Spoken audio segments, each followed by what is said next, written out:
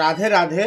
সাধন কথা ও গান এই ব্লগে সবাইকে রথযাত্রার শুভেচ্ছা জানিয়ে পুরীর রথের কিছু কথা আপনাদের সামনে তুলে ধরব। সবাইকে ভিডিওটি না টেনে দেখার অনুরোধ রইল। আপনারা শুনলে চমকে যাবেন।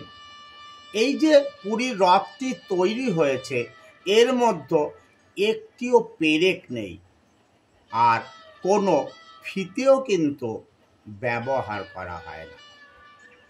আর এই রথটি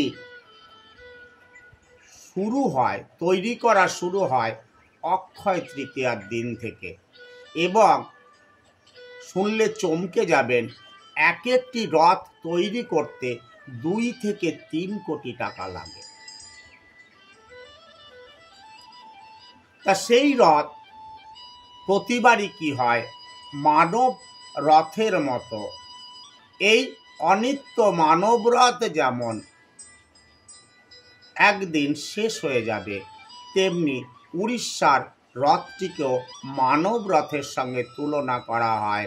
তাই প্রতিবার এই রথটিকে ভেঙে ফেলা হয়, আর আবার নতুন কলেবরে আবার তৈরি করা হয়। এই রথ শুরু হয় অক্ষয় তৃতীয়ার দিন। এই কাঠ আসে দশপল্ল থেকে, ভাসিয়ে নিয়ে আসা হয় মহানদী দিয়ে, নিয়ে এসে এই রথটি তৈরি করা হয়। রথ তো তৈরি হলো, বিগ্রহ স্থাপন করা হলো, কিন্তু এই রথ বিগ্রহ স্থাপনের পরে কিন্তু বেরিয়ে আসে না।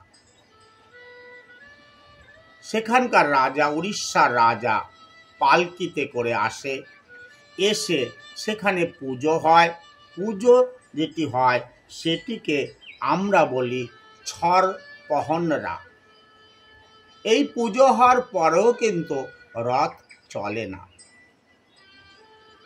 রাজা স্বয়ং সোনার ঝাড়ু দিয়ে সেই রাস্তা পরিষ্কার করে, তারপরে সেই রাস্তা দিয়ে রথগুলি চলতে শুরু করে।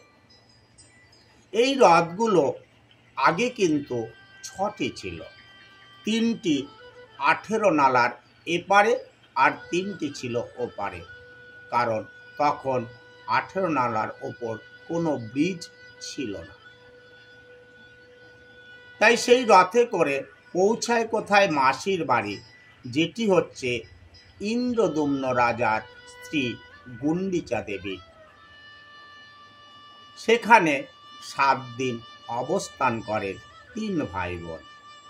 আর এখানে যখন এই 7 দিন থাকেন, তখন দর্শকরা, ভক্তরা যা দেখতে যায়, সেই দেখাটাকে বলা হয় আরব দর্শন।